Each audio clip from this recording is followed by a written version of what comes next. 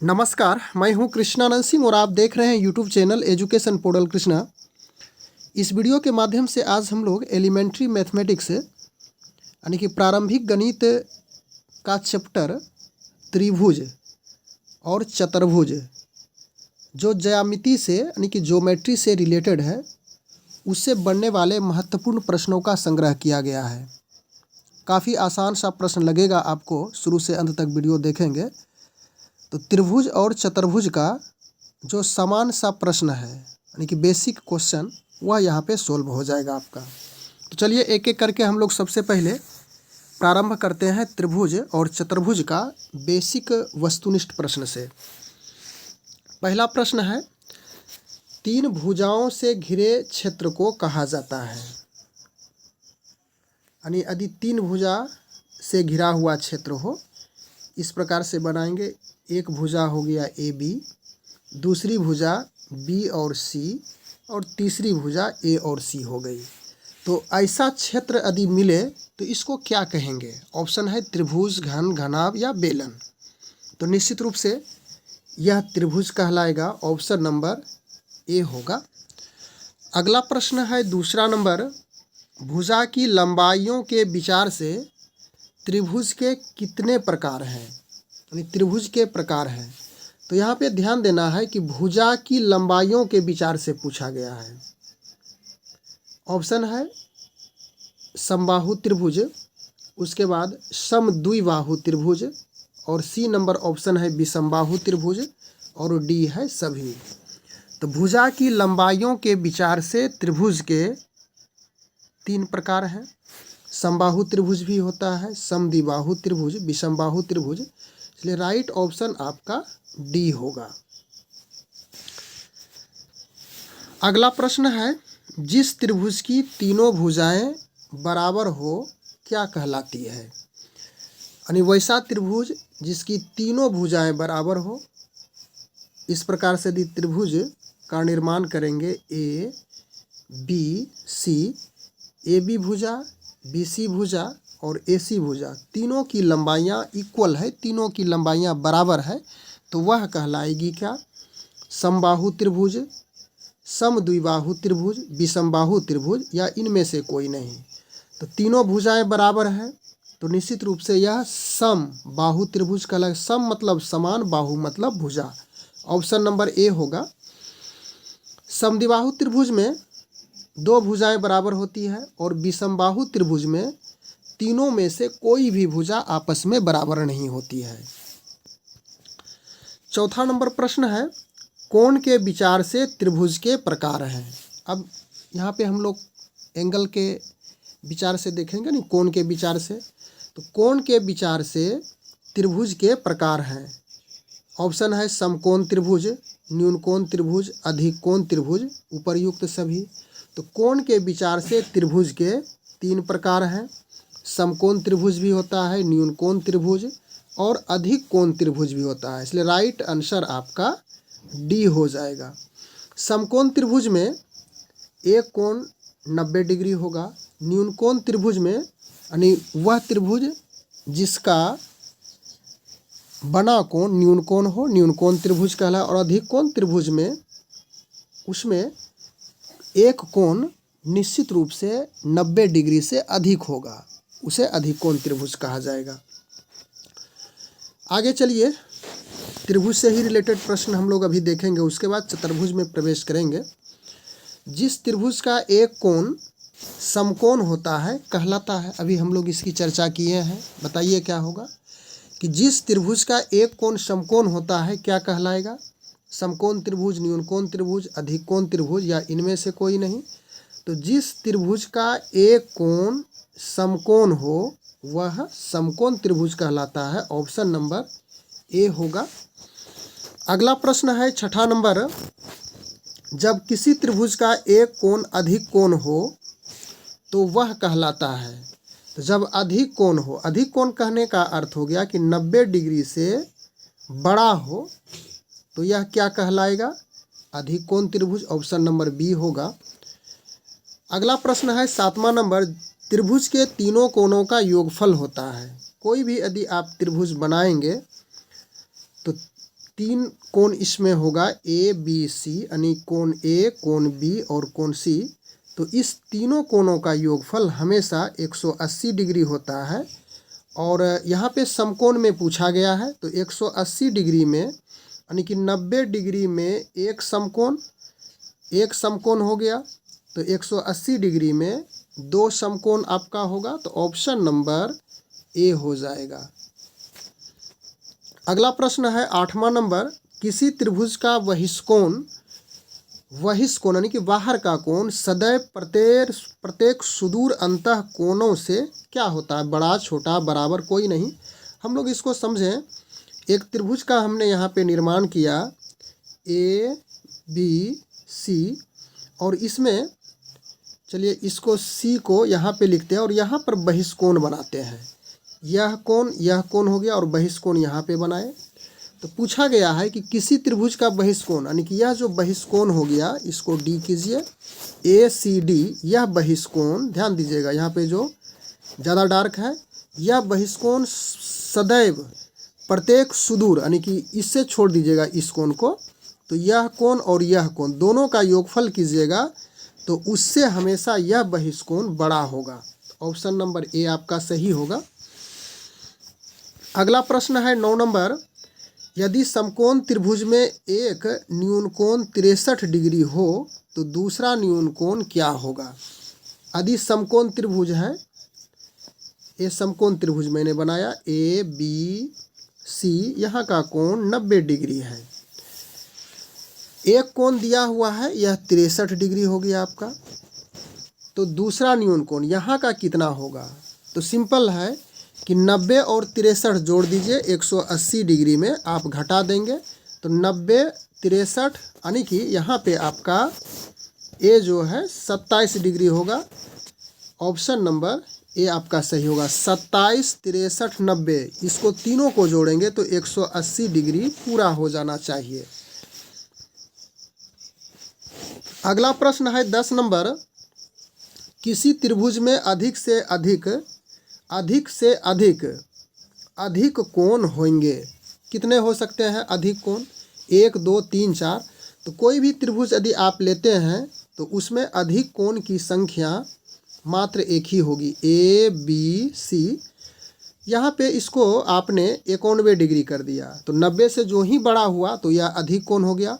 तो यह कोण सी और कोण ए क्या होगा, न्यून कोण होगा। तो इसमें पूछा गया है कि किसी त्रिभुज में अधिक से अधिक कोण हो सकते हैं, तो मात्र एक ही अधिक कोण हो सकता है। ऑप्शन नंबर ए सही होगा। इसके बाद अगला प्रश्न है, किसी त्रिभुज में कम से कम, इसको कम पढ़िएगा, कम से कम न्यून कोण हो सकते हैं। कितने न्यून कोण हो सकते हैं, तो किसी त्रिभुज में कम से कम आपका 2 न्यून कोण होगा, इससे कम नहीं हो सकता है। ऑप्शन नंबर ए सही हो गया। किसी त्रिभुज में कम से कम 2 न्यून कोण होगा। अगला प्रश्न है 12 नंबर, किसी त्रिभुज में न्यून कोण की अधिकतम संख्या हो सकती है। तो अधिकतम संख्या कितनी हो सकती है, सबसे अधिक, तो सबसे अधिकतम संख्या न्यून कोण की 3 हो सकती है। सपोज कीजिए कि आपने एक त्रिभुज की रचना किया ए बी सी, तो इसको 60 डिग्री लीजिए, इसको भी 60 डिग्री ले लें और इसको भी 60 डिग्री ले लें, तो 60 डिग्री यह तो न्यून कोण हो गया। तो इसमें कितना न्यून कोण बना, 3 न्यून कोण बना। तो ऑप्शन नंबर ए आपका सही हो गया। इसके बाद आगे चलिए 13 नंबर प्रश्न में, किसी त्रिभुज के लिए निम्नलिखित में से कौन सा संभव है। 2 अधिक कोण, 2 समकोण, 2 न्यून कोण, प्रत्येक कोण 60 डिग्री से बड़ा। तो किसी त्रिभुज में क्या संभव है, यह प्रश्न मैं आपके लिए छोड़ रहा हूँ। थोड़ा सा इसमें दिमाग लगाना है आपको और इसका जवाब कमेंट के माध्यम से देना, यानी कि किसी त्रिभुज में निम्नलिखित में से कौन सा संभव है। 2 अधिक कोण हो सकता है, अधिक कोण मतलब 90 से बड़ा लेके चलना है। 2 समकोण हो सकता है 90-90, 2 न्यून कोण हो सकता है, या प्रत्येक कोण 60 डिग्री से बड़ा। जो ऑप्शन होगा कमेंट के माध्यम से जानकारी देंगे, लोगों तक पहुंचाने का प्रयास करेंगे। उम्मीद है प्रश्न का सही जवाब आप दे देंगे। 14 नंबर प्रश्न है, निम्नलिखित में से कौन सा समूह किसी त्रिभुज के 3 कोण हो सकते हैं। बस इसमें ध्यान इसी बात का रखना है कि तीनों कोणों का योगफल 180 डिग्री पूरा हो जाना चाहिए। तो कौन सा 180 डिग्री पूरा होगा, इसको जोड़ करके आप देखिए। तो इसको यदि ए वाले को जोड़िएगा तो 6 5 11, 11 4 15, यह नहीं हुआ। इसके बाद इसको भी जोड़िए, 8 7 15, 15 और 6 अधिक हो जाता है।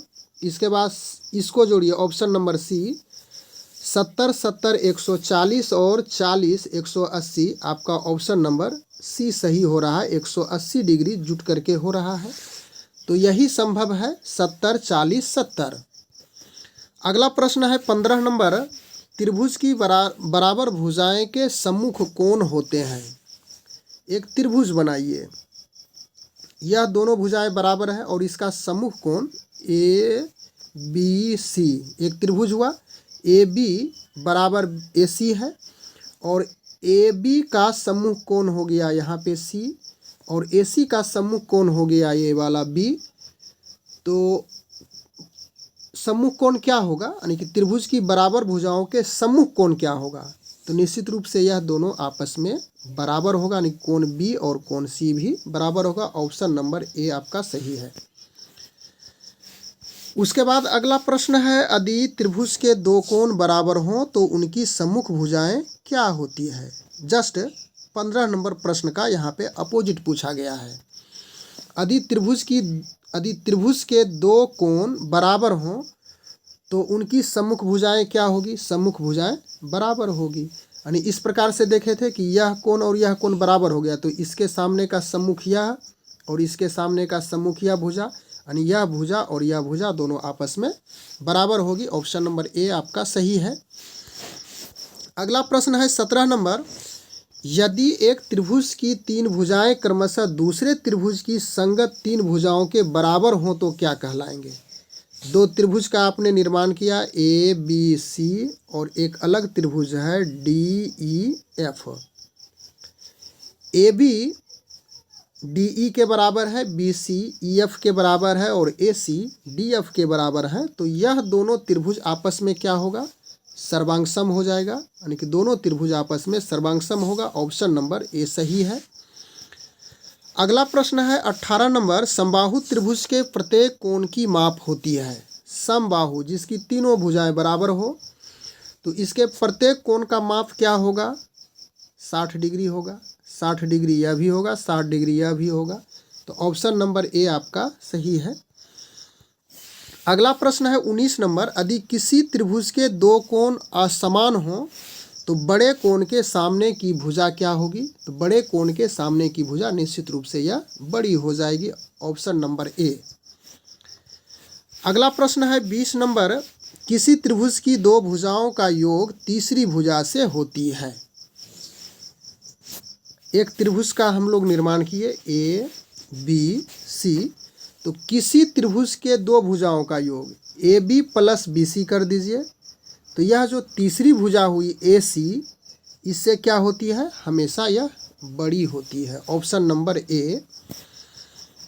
यहाँ से हम लोग चतुर्भुज का प्रश्न देखेंगे। 4 भुजाओं से घिरे हुए क्षेत्र को कहा जाता है। तो 4 भुजाओं से घिरे हुए क्षेत्र को हम लोग क्या कहेंगे, चतुर्भुज कहेंगे। ए बी सी डी, यह ए बी भुजा हुई, दूसरी बी सी, तीसरी सी डी और चौथी ए डी भुजा हुई, तो इसे हम कहेंगे चतुर्भुज। यानी 4 भुजाओं से घिरे हुए क्षेत्र को चतुर्भुज कहा जाता है। चतुर्भुज की परिभाषा भी यही बताती है। अगला नंबर है, वह चतुर्भुज जिसके आमने सामने की भुजाएं बराबर, आमने सामने की भुजाएं समांतर होती है, क्या कहलाती है। तो आमने सामने की भुजाएं समानांतर इस प्रकार से आप बनाएंगे, A B C D. A B यानी कि ए बी समानांतर सी डी है और बी सी ए वाला भुजा समांतर ए डी है। तो यह कौन सा चतुर्भुज कहलाएगा, तो यह समांतर चतुर्भुज कहलाएगा। Option number A. इसके बाद अगला प्रश्न है 23 नंबर, वह चतुर्भुज जिसकी आमने सामने की भुजाएं बराबर हो।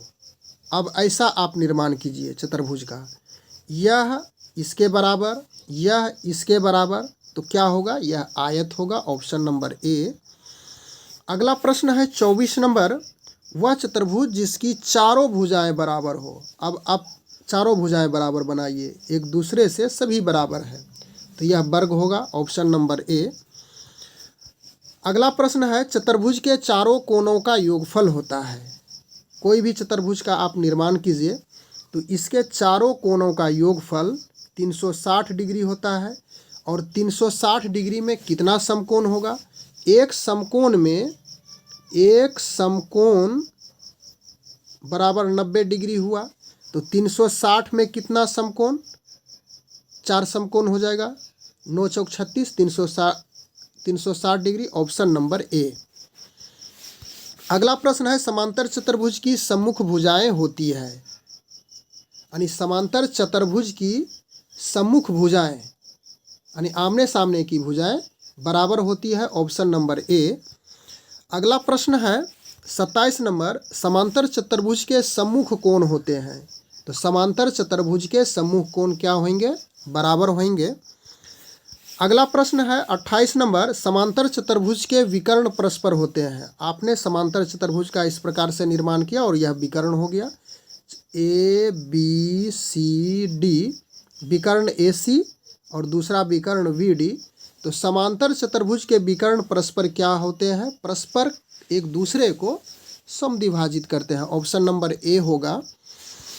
अगला प्रश्न है 29 नंबर, आयत के विकर्ण होते हैं। आयत का निर्माण कीजिए, इस प्रकार से ये विकर्ण हो गया, तो आयत के विकर्ण समान लंबाई का, असमान लंबाई का, तो यही हो जाएगा, आयत के विकर्ण समान लंबाई का होगा, ऑप्शन नंबर ए सही है। इसके बाद अंतिम प्रश्न है 30 नंबर, समचतुर्भुज के विकर्ण परस्पर होते हैं, यानी समचतुर्भुज के विकर्ण परस्पर होते हैं, क्या होते हैं, समचतुर्भुज के विकर्ण परस्पर लंब होते हैं, यानी एक दूसरे पर परपेंडिकुलर होते हैं, ऑप्शन नंबर ए सही है। तो इस प्रकार से इस वीडियो के माध्यम से हम लोग कुल मिलाकर के 30 प्रश्न का अध्ययन किए, जो कि त्रिभुज और चतुर्भुज से रिलेटेड वस्तुनिष्ठ प्रश्न बना, उसी को इसमें संग्रह किया गया था और हम लोग इसका अध्ययन भी कर चुके हैं। अब हम लोग मिलते हैं अगले वीडियो के साथ, एक प्रैक्टिस सेट के साथ। तब तक के लिए धन्यवाद।